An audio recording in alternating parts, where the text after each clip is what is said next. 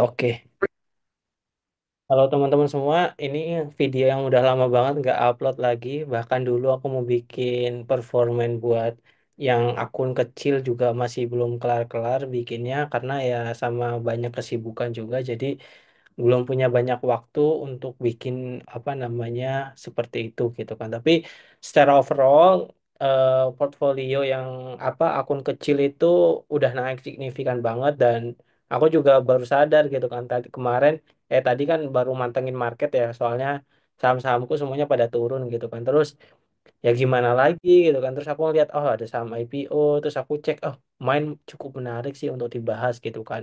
Terus besok udah mau kelar kataku itu ininya apa namanya si penawarannya, terus ya udah deh, aku bikin gitu kan apa namanya video ini. Ya barangkali aja teman-teman ada yang cuma ngikutin aku dan pengen tahu pandangannya kayak gimana, ya aku bakal sharing aja di sini gitu kan. Terus apa namanya yang akun kecil yang dulunya cuma 1,6 atau 1,5 gitu kan, itu sekarang udah jadi 3,6, jadi naik banyak lumayan gitu kan. So aku nggak di akun itu benar-benar jarang trading sih, nggak ngapa-ngapain juga gitu kan. Ada saham IPO baru beli gitu kan.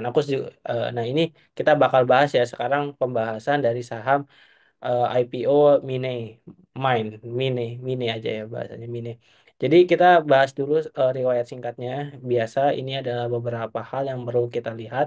Jadi sebenarnya ini nggak bagus-bagus amat perusahaannya, tapi ya cukuplah buat ngeramein market gitu kan. Nah, yang pertama itu kita lihat, nah dari segi riwayat singkat perseroan itu ya kayak gini, biasa-biasa aja gitu kan. Ini modal dasarnya dulu itu ya apa namanya cuma 31.770 gitu kan. Terus itu dipecah lagi nih si Sinjo sama si apa namanya si Sami Rawung Sumendap ini apa namanya apa family business sebenarnya si riwayat singkat perseroan ini tuh. Jadi kalian bisa lihat bahwa di sini ada namanya Sumendap. Nah, Sumendap ini beberapa kali nongol namanya. Nah, itu menandakan bahwa perusahaan ini itu dikuasai oleh suatu keluarga gitu kan. Dan kalau misalnya kita lihat ya teman-teman lebih dekat lagi yang ini, sebelum dia nge-IPO-in sahamnya, dulu itu 95% itu dikuasai sama mitra berkatnya sukses selalu, sama sisanya Sinjo, Jeffrey, Sumendap. Di sini masyarakat masih belum ada yang ini, gitu kan. Terus yang ini ya teman-teman. Nah, ini kita perlu tahu ya yang hal-hal yang kayak gini tuh buat oh iya ya, ini tuh perusahaan itu siapa sih di baliknya. Nah, ini kalian jangan asal beli perusahaan gitu kan. Kalian juga harus tahu nih di balik perusahaan ini tuh siapa gitu kan. So, nah ini kok malah eh, kalian harus tahu itu gitu kan. Ini ya one day kalian analisis suatu perusahaan kurang lebih kalian juga harus tahu hal yang paling dasar, yang paling utama itu kalian harus cari ownernya itu siapa gitu kan. Nah terus di prospektusnya itu bisa di track ternyata PT Mitra Berkarya Sukses Selalu itu di baliknya ada Sami Rawung Sumedap sama Sinjo Jeffrey Sumedap. Nah dia memiliki kepemilikan di Mitra Berkarya itu masing-masing si Shinjo 90 dan si Sami 10%. Jadi ya apa namanya bisa dikatakan bahwa perusahaan ini ya sebenarnya milik si Shinjo Jeffrey Sumendap gitu kan. Jadi kalian harus bisa riset nih Shinjo Jeffrey Sumendap itu siapa gitu kan. Nah kebetulan aku nggak punya waktu banyak buat riset siapa sih dia gitu kan. Dan itu aku nggak nemuin juga terlalu banyak informasinya. Tapi ya bisa dikatakan bahwa dia nge-IPO-in sebuah sahamnya itu cukup bagus. Kenapa? Karena dari segi persentase yang dilepas ke publik itu cuma 15%. Dan kepemilikannya itu ya emang sebenarnya si Shinjo Jeffrey Sumendap ini dia berkurang gitu kan ya. Ya sebenarnya itu kurang bagus sainsnya itu katalisnya itu seakan-akan ya si Shinjo ini kayak jualan ke masyarakat gitu loh. Seakan-akan seperti itu gitu kan. Si mitra berkarya sukses selalu juga demikian gitu kan. Kalau misalnya perusahaan bagus itu seharusnya should be itu kayak gimana. Seharusnya tuh kalau perusahaan yang bagus itu tuh mereka itu kepemilikannya itu pengen dipertahanin, nggak mau bisa berkurang gitu loh.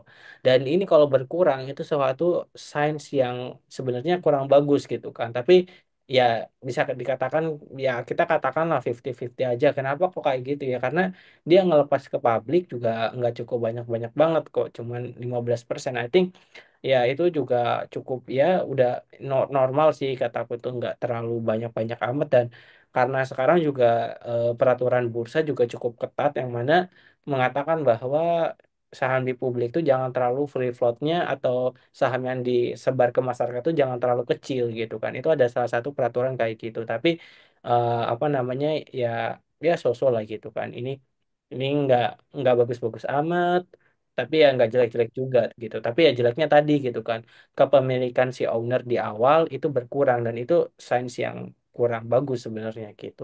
Dan itu ya ya ya jadi just for your information aja ya gitu ya teman-teman. Jadi oh iya ya, ownernya berkurang. Nah ini ada something gitu yang harus kalian do diligent lagi, kenapa dia berkurang gitu kan. Terus kita kita lihat ya ke profil perusahaan selanjutnya. Nah, kita sebenarnya nggak usah baca profil perusahaan yang banyak apa namanya, banyak keterangan hukumnya, KLBI bla bla bla bla bla bla. Nggak perlu, kalian nggak perlu baca itu. Tapi coba cukup lihat aja nih pendapatannya itu dari mana gitu kan. Nah, ini dia itu pendapatannya, revenue streamnya itu dari pertambangan, konstruksi, sama jasa yang lainnya. Jasa yang lainnya ini bisa kita abaikan teman-teman, karena pendapatan pas waktu terakhir di tahun 2023, 2022, bahkan dari tahun 2021 nggak begitu banyak signifikan, tapi lebih fokusnya di jasa pertambangan. Bahkan di tahun 2024 per 31 Agustus itu paling banyak apa namanya, jasa pertambangan. Dan sayangnya di tahun 2024 ini itu turun ya teman-teman, pendapatan jasa pertambangannya dibandingkan tahun 2023. Ini tapi kita nggak bakal bahas terlalu detail masalah keuangan di section ini, tapi ini mau kasih gambaran kalau ke kalian itu nggak, gimana sih cara tahu profil perusahaan. Ya udah, cuma cukup lihat revenue bisnisnya aja, udah gitu aja gitu kan. Terus bisa disimpulin bahwa perusahaan ini tuh ya bergerak di bidang jasa gitu kan. Jasanya apa? Jasanya itu pertambangan. Kok bisa dikatakan pertambangan ya? Karena revenue apa ya, drivernya itu di pertambangan gitu di sini gitu kan. Kurang lebih seperti itu. Terus di sini juga ada beberapa informasi yang bisa didapatkan. Yang pertama kayak kontrak-kontrak dari beberapa perusahaan yang lainnya gitu kan.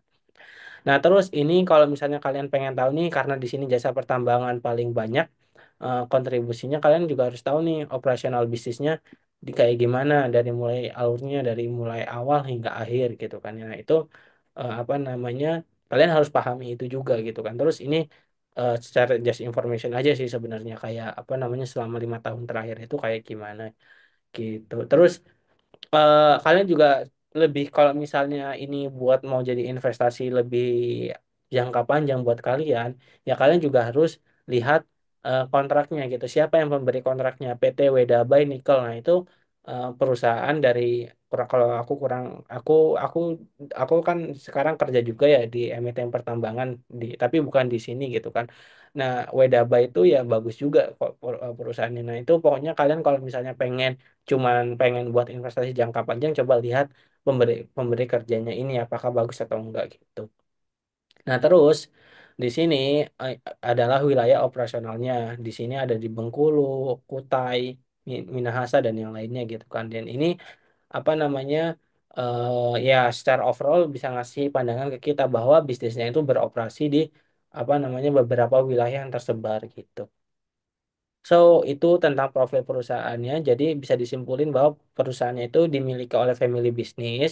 Nah, dia nge-IPO-in saham, dan family bisnisnya ini kepemilikannya berkurang, yang mana itu merupakan signs yang ya bisa dikatakan nggak bagus, tapi nggak jelek-jelek amat, karena ya emang mereka butuh duit gitu kan untuk apa namanya, untuk kedepannya gitu kan.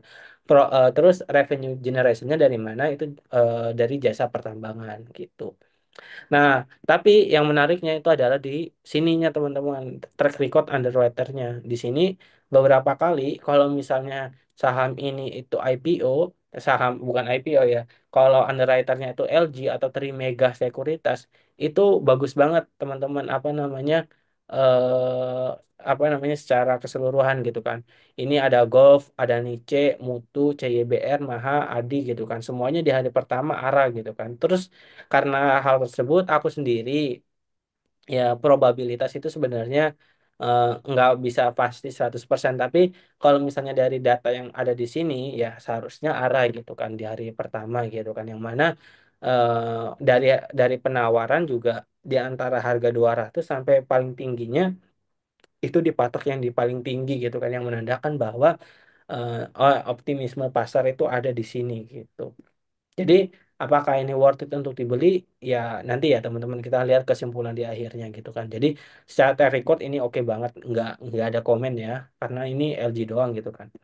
Terus dari segi financial performance kita bisa lebih detail di sini ya teman-teman. Baru kita obrolin apa kekurangan, kelebihan dan yang lain-lain ya teman-teman. Terus yang pertama di sini bisa kita lihat bahwa eh, teman-teman di tahun 2021 cuman ada 917 miliar, terus naik ke 1,4, terus naik lagi 2023 1,7, dan sayangnya ini cuman per Agustus ya teman-teman. Jadi belum sampai in the end of the end quarter di Agustus, tapi cuman sampai Agustus 2024 gitu kan.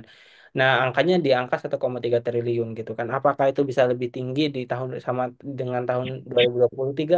Ya, ini juga belum tentu ya teman-teman. Jadi apa ya ya secara overall selama beberapa tahun terakhir bisa disimpulkan bahwa perusahaannya emang secara revenue-nya naik-naik terus, yang mana menandakan cukup bagus gitu kan. Lalu kita coba lihat bottom line. Bottom line itu apa? Bottom line itu komponen yang paling bottom yaitu net income teman-teman. Jadi bahasanya kita biasa sebutnya bottom line gitu. Ya buat teman-teman yang masih belum familiar ya. Jadi ini juga laba bersihnya juga dari tahun ke tahun itu selalu tumbuh, yang menandakan ini perusahaan bagus gitu kan. Terus dari segi liabilitas gimana? Liabilitasnya, nah teman-teman kalau misalnya apa namanya teman-teman itu menganalisis perusahaan jasa pertambangan itu pasti apa namanya liabilitas untuk piutangnya biasanya lebih tinggi gitu karena itu biasanya piutang ada di wilayah aset sebenarnya teman-teman. Nah, di sini ya sebenarnya apa namanya bisa dikatakan bahwa liabilitas jangka pendeknya juga ya normal lah teman-teman. Maksudnya kayak nah, ya walaupun naik terus tapi ya ini dikatakan dalam suatu emiten kayak gini normal-normal aja, nggak ada yang terlalu harus dikhawatirkan gitu loh di sini. Terus dari segi equity ini ada yang nggak normal teman-teman. Kok bisa? Ya ini teman-teman di 31 Agustus tiba-tiba angkanya naik signifikan. Terus hal ini juga kenapa kok bisa naik signifikan? Karena di sini ya teman-teman ada penambahan modal di setor gitu kan. Ini 347. Jadi itu dari teman-teman nanti dana IPO bakal kurang lebih nanti bisa masuk ke daerah sini gitu kan, dan ini nilainya jadi fantastis. Dan kalau misalnya kita bandingkan dengan liability, ya kalau misalnya kita nggak lihat debt-nya ya teman-teman, tapi kita liability per equity. Jadi kita aku sih ngelihatnya bahwa ya ini apa namanya ya so-so lah bisa dikatakan gitu kan. Kenapa? Karena jumlah equity-nya 625, sedangkan jumlah liabilitasnya 880.000, dan ini ya sebenarnya nggak jelek-jelek amat gitu loh, tapi ya apa namanya nggak bagus-bagus juga gitu kan. Yang bagus kan kalau bisa di bawah equity, tapi juga jangan terlalu apa ya jangan terlalu tinggi dibandingkan equity juga, ya gitu, kurang lebih seperti itu. Nah, dari segi aset lancar tadi yang aku udah bilang piutangnya ini gede, which is bagus. Kenapa? Karena yang menandakan bahwa yang dia itu megang kontrak tapi masih belum jadi secara revenue gitu kan teman-teman. Jadi ya ini bagus-bagus aja piutangnya tinggi gitu kan. Jadi one day kalau misalnya nih liability, kalau misalnya kita mau bayar jangka pendeknya ini 650.000, sedangkan ini piutangnya 220 sama ditambah 160 cashnya gitu kan teman-teman. Nah itu ya bisa bayar setengah liabilitas jangka pendeknya itu, which is very good lah dari segi solvabilitasnya. Jadi ini perusahaan ya bisa dikatakan dari segi finansial keuangannya ya bagus-bagus aja gitu. No, no something apa ya kayak terlalu jelek-jelek amat. Dan di prospektusnya juga menarik ya teman-teman. Kenapa? Karena dia itu rinci banget, ada penggunaan untuk apa namanya, aset-asetnya tuh di apa namanya, dijelasin secara rinci gitu ya teman-teman, kayak punya apa ya, punya punya truk apa aja, punya eh, apa ya, kontraktor apa aja itu ada gitu di prospektusnya, which is very good gitu kan. Tapi di sisi lain kalian tak harus juga harus tahu ya teman-teman, kalau eh, apa ya, kalau mesin-mesin kontraktor yang seperti itu, yang mesin-mesin yang kontraktor gede gitu kan, kayak ya buat ya aku pertambangan lah teman-teman, buat ngeruk buat apa-apa itu biasanya depresiasinya juga cukup tinggi gitu kan teman-teman. Contohnya Petrosi gitu kan. Petrosi itu PTRO ya teman-teman. Aku nggak ngerekomendasiin saham Petro, tapi aku cuma pengen ngebahas saham PTRO di sini. Dia itu apa namanya, cukup yang depresiasinya cukup tinggi gitu ya teman-teman. Karena ya ya biasalah kalian tahu juga gitu kan, apa namanya, mobil gitu kan. Mobil kan ya kalian beli gitu kan, kalian beli kalau misalnya mobil-mobil mewah kayak gitu 2 miliar, kalian jual cuma bisa jadi 1 miliar gitu kan dalam waktu 5 tahun gitu kan, depresiasinya kenceng gitu kan. Sama itu juga berlaku di dalam apa namanya, mesin-mesin yang atau alat-alat alat berat. Nah ini salah satu apa ya, kekurangan di jasa pertambangan seperti ini gitu. Nah, terus ini ada rencana penggunaan dana. Rencana penggunaan dananya itu 48% untuk capex gitu kan. Nah, eh, aku tuh sebenarnya nggak terlalu rinci ya. Kenapa dia 63 apa 48% itu untuk apa? Nah, ini tapi bisa dia disebutin bahwa untuk alat-alat baru tadi ya teman-teman, aku udah bilang bahwa emang apa ya, ya yang kayak gini itu emang butuh banget teman-teman buat memperbarui alat untuk ya bisa operasionalnya itu lancar gitu ya. Bayangin teman-teman, dia ngeruk apa namanya, ngeruk nikel, bikin jalan buat apa namanya, ngantar-ngantar nikel kayak gitu, dan pokoknya ya buat operasional pertambangan di mining kayak gitu, dia itu cepat rusak, dan karena cepat rusak dia perlu juga nih alat-alat juga gitu, karena itu wajar gitu kan. Kemarin contohnya si Petro juga itu menerbitkan sukuk obligasi, yang mana itu juga dipakai buat beli-beli yang kayak gini gitu kan. Nah, ini yang aku juga nggak sukanya tuh dari emiten IPO itu adalah yang ini. Sekitar 11% untuk pembelian aset tetap berupa tanah gitu kan. Yang mana eh, yang apa ya, uangnya itu dipakai, uang kita ya, uang investor gitu kan, itu dipakai buat beli tanahnya si eh, Shinjo Jeffrey Sumendap gitu kan, yang mana lah ini orang kok dia jual ke emiten gitu loh, kayak rasanya kayak dia cuman pengen ambil untung di emiten ini gitu loh. Jadi aku sih dari segi owner ini kurang, sebenarnya kayak kurang suka gitu. Kenapa ya? Karena dia itu memanfaatkan emiten ini untuk memperoleh kekayaan. Kalau kalau ini disclaimer ya, ini cuman pandanganku. Kenapa ya? Karena dia jual tanahnya ke emiten gitu loh. Kenapa dia nggak jual? Kalau misalnya gitu, kenapa dia nggak jual tanahnya ke orang lain lah gitu? Jangan ke emiten kita gitu kan, ke investor kita. Ini seakan-akan kayak, eh, lu beli aja gitu loh tanah gua, dan ya udah apa namanya, gue dapat duitnya, dia bisa foya-foya gitu kan. Dan aku juga nggak tahu ya asetnya itu di mana, aku belum ngerinciin apakah memang layak dikatakan 14 miliar gitu kan, aku kurang tahu itu. Tapi secara yang ini aku bener-bener agak red flag gitu loh di sini. Dan oke, kita lanjut ke valuasi. Dan ini valuasinya menarik banget. Aku nggak bikin model karena ya udah disediain di sini gitu kan. Valuasinya benar-benar menarik gitu ya teman-teman. Di sini apa namanya, ya secara PI gitu kan. Kalau disetahunkan itu 2,6 kali. Dan secara apa namanya, secara apa ya, secara ya kalau misalnya per 31 Agustus itu 4 kali. Nah ini bisa asumsinya tuh kayak gini. Ya coba kalian bayangin, emiten-emiten pertambangan kayak jasa pertambangan ini bisa menghasilkan balik modal selama 4 tahun, dan itu I think is very good gitu ya. Bayangin kalian dapetin kontrak, tender tender kontrak itu nggak mudah gitu loh teman-teman. Terus yang kedua juga apa namanya, beli suatu alat-alat berat terus bisa balik modal secepat ini kayak gitu, itu apa namanya, itu juga apa ya, itu juga ya nggak cepat juga gitu kan teman-teman, karena prosesnya lama gitu kan. Dan dia ngejual emiten ini, I think valuasinya cukup menarik gitu ya teman-teman. Jadi apakah ya bagus ya, I think is very good lah teman-teman kalau kata aku dari segi valuasinya gitu. Kalau misalnya kita lihat nih ada Petrosi, Maha sampai dan yang lain-lainnya, ya emang dia apa namanya secara PI di bawah rata-rata ya teman-teman. Tapi ya secara overall ya intinya bisa dikatakan bahwa secara valuasi menarik gitu kan. Nah, kita lihat nih katalisnya ya teman-teman. Karena ini itu nih, jadi kalau misalnya kalian baca itu benar-benar apa drivernya itu nikel ya teman-teman. Jadi yang kita perlu lihat itu adalah prospek nikel. Jadi kalian kalian kalau misalnya nih jasa pertambangannya di nikel, maka kalian juga harus lihatnya apa namanya sektor nikel gitu kan. Kenapa ya? Karena gini, kalau sektor nikelnya bagus, harga harga nikelnya bagus ya otomatis apa? Otomatis pertambangan di nikel itu pasti banyak gitu kan teman-teman. Tapi kalau sebaliknya nikelnya lagi jelek, ya orang-orang juga nggak mau nambang gitu kan. Contohnya kayak gini deh gitu kan.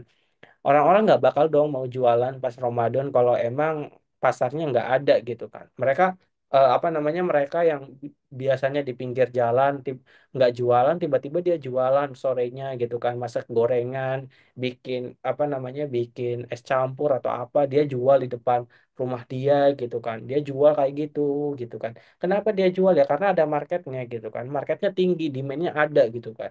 Sama nikel juga kayak gitu. Kalau harga harga nikelnya itu tinggi, enak gitu kan. Ya si miner itu yang punya nikelnya ya pasti dong mau apa namanya ngegali nikelnya gitu kan. Tapi kalau sebaliknya harga nikelnya turun gitu kan. Ya kita bisa untung di mana gitu loh. Jadi kan kalau nikel kan ya kalian bayangin lah kalau bisa menghasilkan nikel kan ada proses pengerukan, ada izin iupnya, ada royalti yang harus dibayarkan dan yang lain-lain lah biaya biaya banyak biayanya gitu kan. Dan itu terkadang marginnya tipis gitu loh teman-teman. Jadi apa namanya itu yang harus dipikirkan gitu kan. Jadi kalian harus punya business sense kayak kayak gitu gitu. Nah terus ini ada datanya kalian nggak tahu ya kalian bisa dapetin atau enggak ya. Tapi karena aku emang apa namanya di mining gitu ya teman-teman. Jadi aku punya datanya gitu kan. Di sini teman-teman bisa lihat bahwa eh, harga harga LME cash price itu intinya harga nikel lah ya teman-teman. Harga nikelnya dari tahun ke tahun itu turun ya teman-teman, dari Januari 2023 sampai Januari 2025 itu turun gitu kan. Stoknya gimana? Stoknya dari tahun ke tahun naik gitu kan. LMI apa namanya LME stoknya juga ikut naik gitu kan. Dan ini menandakan hal yang kurang bagus. Kenapa? Karena oversupply kenanya gitu. Jadi ya ini sebenarnya not good lah, not good signs gitu. Nah, terus kita coba lihat sih, nikel itu biasanya dipakai buat apa? Ada dua, teman-teman. Nikel itu dipakainya. Yang pertama, biasanya dibuat stainless steel atau enggak yang kedua itu buat isi baterai gitu kan. Nah, di sini ada apa namanya datanya yang aku punya gitu kan teman-teman. Jadi secara data gitu kan ini menunjukkan bahwa trennya per Januari 2025 itu kurang bagus gitu kan. Dia malah turun gitu kan teman-teman. Kenapa kok turun ya? Karena kalian tahu lah apa namanya ini contohnya ini China ya teman-teman.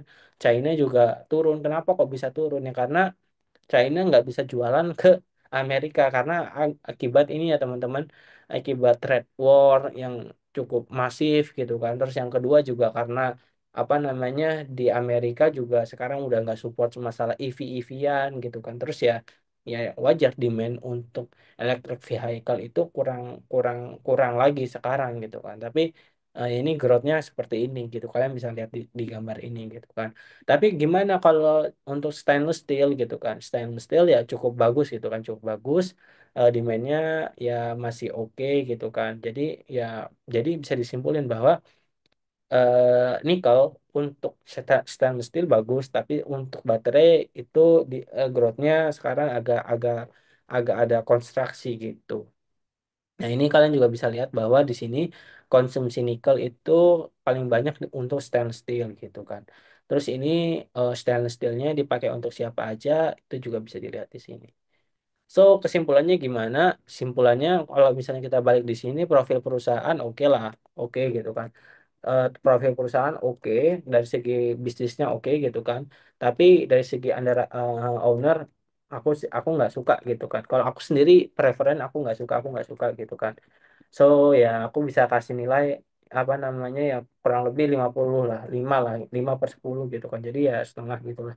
Track recordnya UE-nya 10 lah, ini bagus banget gitu kan. Financial performance aku bilang bagus juga, tapi nggak bagus-bagus amat juga, nggak begitu untung-untungin banget juga gitu kan. Jadi ya aku bisa katakan 7 aja lah gitu kan. Valuasi bagus lah.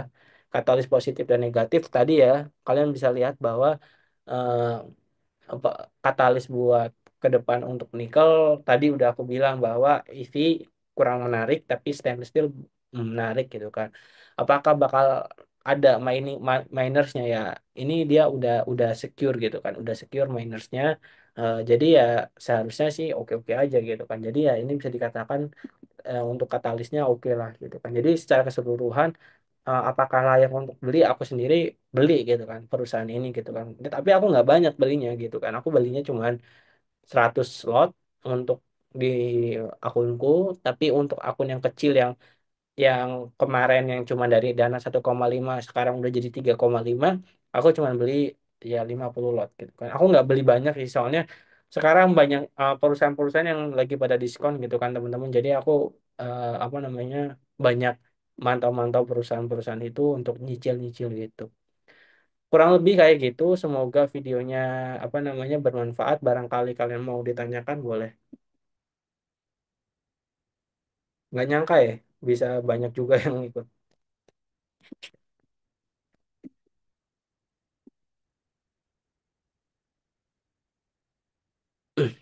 Kalau apa aku tunggu sampai 22.20 ya teman-teman. Kalau nggak ada kita tutup. Soalnya emang jarang banget sih kita apa namanya meetnya juga soal ya kalian tahu lah aku kerja gitu kan. Jadi jarang buka WA lagi jelek-jelek. Kaki ya kaki kaki itu ya kalian tahu lah ya perusahaan apa ya namanya kayak spare part kayak gitu gitu kan spare part. Ya kan kalau spare part itu daya beli konsumen ya biasanya ya kenanya kan itu retail ya. Kalian tahu juga update inflation rate di Februari itu kan deflasi ya minus 0,07 atau 0,9 gitu kan. Itu minus gitu kan. Daya beli masyarakatnya juga turun kurang gitu kan. Terus underwriternya aku kurang tahu sih underwriternya tapi ya jadi apakah menarik? Aku sih nggak ngelihat itu ada something yang menarik, tapi aku masih belum dalemin sih. Jadi ya ya yang menarik aku pasti usahain lah kayak gitu. Kayak Mine ini ya cukup menarik gitu kan. Tapi ya nggak sepenuhnya menarik kayak AADI atau CPDK atau Ratu gitu kan. Jadi ya kalau misalnya mau beli ya nggak kebetulan beberapa hari terakhir IPO pada hijau semua ya di hari pertama kecuali kecuali ini. Ratu lagi diskon ya. Aduh, aku masih belum berani no comment ya kalau Ratu ya. Aku juga itu juga salah satu pantauanku sih watchlistku. Jadi kurang lebih apa namanya ya ditunggu aja sih. Apakah menarik ya? Ya tunggu pullback aja lah. Tunggu tunggu ada yang beli gitu loh. Oh oke deh, kita bakal ngobrol-ngobrol ke yang lain juga nggak masalah sih aku. Aku juga lagi sama ya sebenarnya nggak selalu banget sih besok kerja. Ya SG ya. Belum ada info sih aku.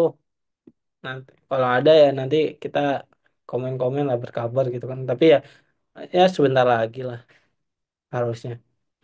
Oh, ini aja udah mulai banyak yang IPO kan ada dua gitu kan yang IPO.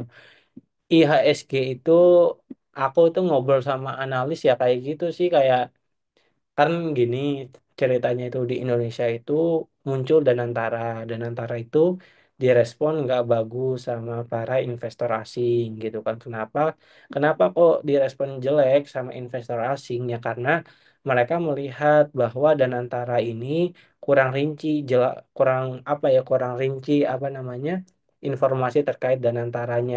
Kenapa sih ada dan antara kemanain sih dan apa nanti dananya dan antara ini lalu kayak apa gitu kan. Terus juga kalian tahu juga ya komisaris dan ya orang-orang yang di belakangnya itu ya ya dikatakan ada yang profesional, ada yang juga kurang profesional gitu kan. Jadi apa namanya, ya para investor asing tuh nggak pada suka ke nggak jelasan gitu loh. Ke nggak jelasan itu bikin mereka itu narik gitu loh dari market gitu kan. Jadi ya mereka nggak pada mau gitu loh ke sana gitu. Jadi ya mereka out gitu kan.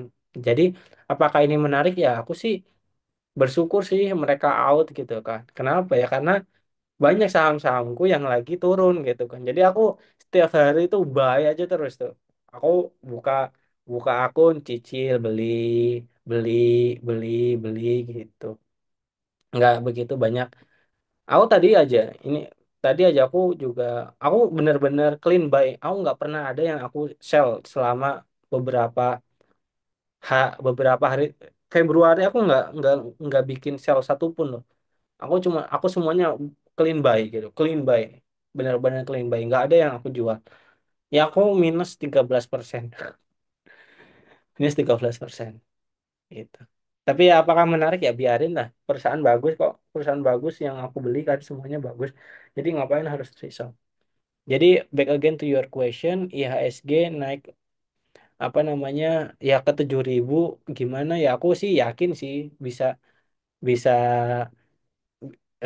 ya bisa lah one day gitu kan tapi ya bukan sekarang gitu kan waktunya orang orang BEI konglo-konglo tadi di IDX pada ini kan pada bahas masalah IHSG berarti kan mereka concern sama saham-sahamnya gitu kan jadi apakah bisa balik aku yakin bisa gitu kan aku yakin bisa tinggal cari perusahaan-perusahaan yang bagus aja. Aku kurang tahu ya nggak bisa predik market sih tapi ya apa namanya ya IHSG ke depan emang lagi jelek banget sih emang gimana lagi orang outflow terus gitu kan. Aku juga dapat informasi apa ya IHSG kemarin. Ya kan kemarin gini ya, asing juga lagi pada nggak suka ya ke saham Indonesia. Kenapa? Kenapa kok sekarang kemarin kita hijau pekat eh, inflow masuk ratusan M gitu kan. Tapi kenapa kok sekarang mereka pada out lagi? Ya karena data inflasi kita nggak bagus, deflasi kita. Jadi ya mereka ngelihat juga tuh dari segi makronya. Jadi makronya kita jelek gitu kan.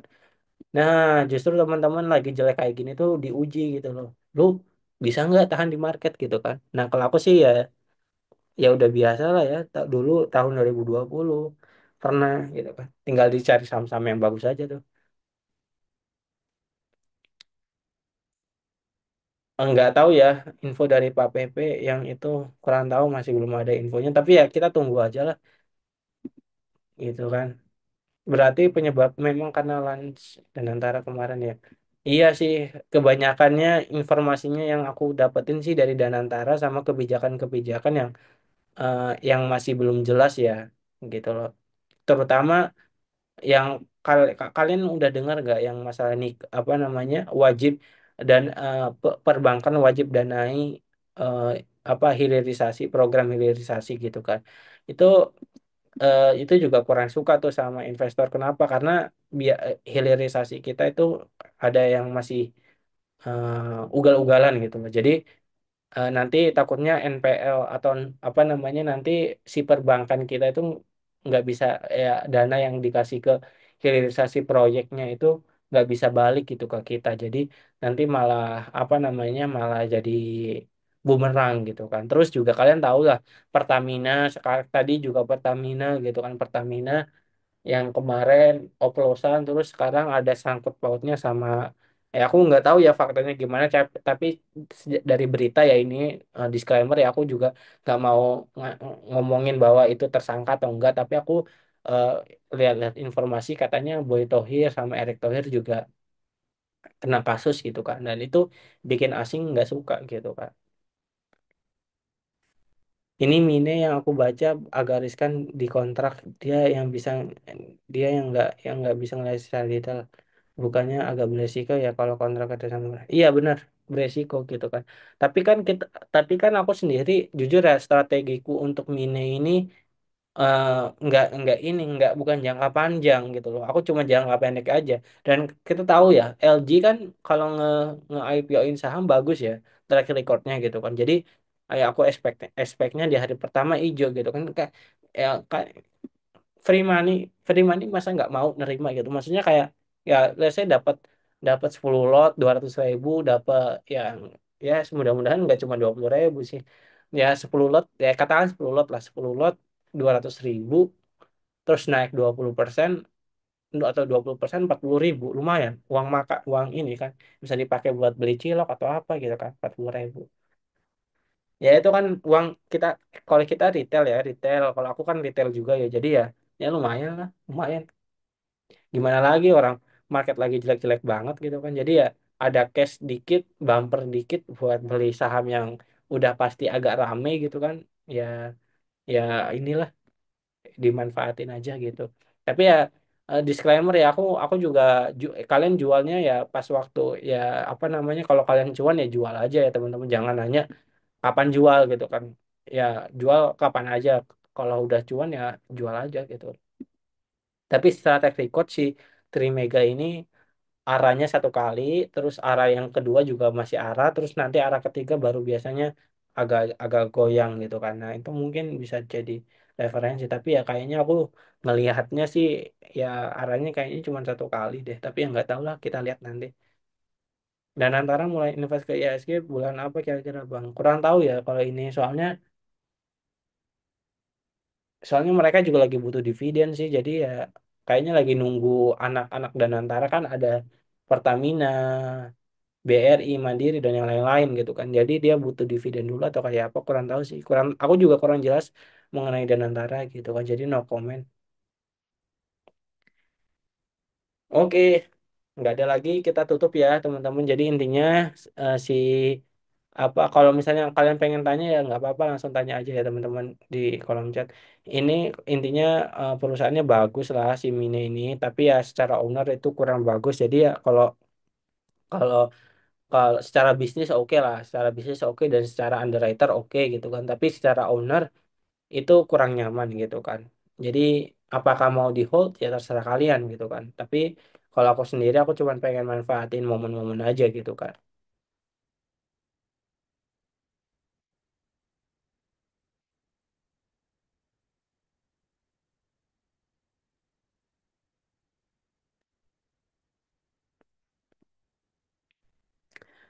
Ada lagi yang pengen kalian tanyain? Bebas ya, kalian mau nanya apa, mumpung mumpung aku mumpung jarang-jarang kita bikin Zoom kayak gini.